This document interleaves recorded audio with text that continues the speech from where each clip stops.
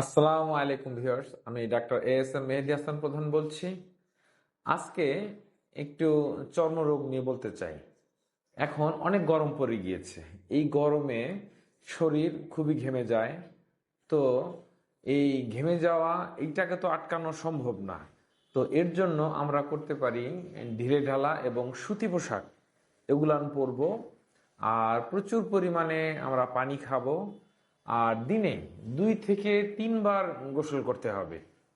আরেকটা বিষয় লক্ষ্য রাখতে হবে যেন ঘাম শরীরে বসে না যায় এবং শরীরে যে ভাঁজগুলো আছে, যেমন কুচকিতে, বগলে, প্রাইভেট পার্টসে, এইগুলাতে যেন ঘাম জমে না থাকে। সেজন্য বাহির থেকে আসার পর ফ্রেশ হতে হবে, গোসল করতে হবে।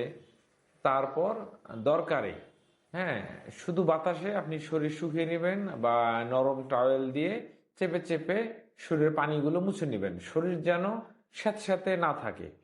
এই স্যাঁতস্যাঁতে অবস্থা থেকে বিভিন্ন ধরনের রোগ ছড়াতে পারে, যেমন একজিমা, এছাড়াও ঘামাচি, এগুলো হতে পারে। তো এইখানে একটা বিষয় আপনাদের সকলের লক্ষণীয়, যে আন্ডার গার্মেন্টস একজনেরটা আরেকজন ব্যবহার করবেন না।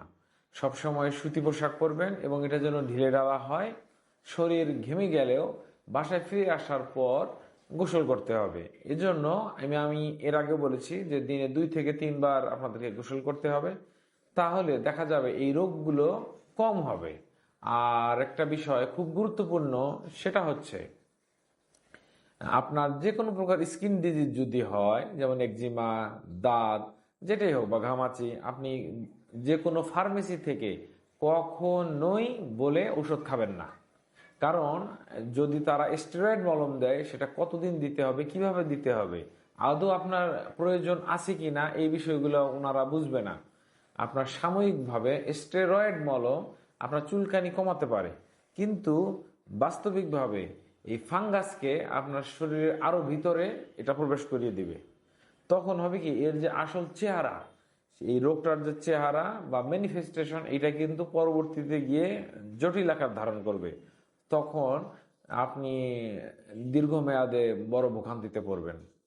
এজন্য আপনার যদি স্কিনের ডিজিজ হয়, এই রোগ সম্পর্কে অভিজ্ঞ যে কোনো ডক্টরের সাথে আপনি আগে পরামর্শ করবেন।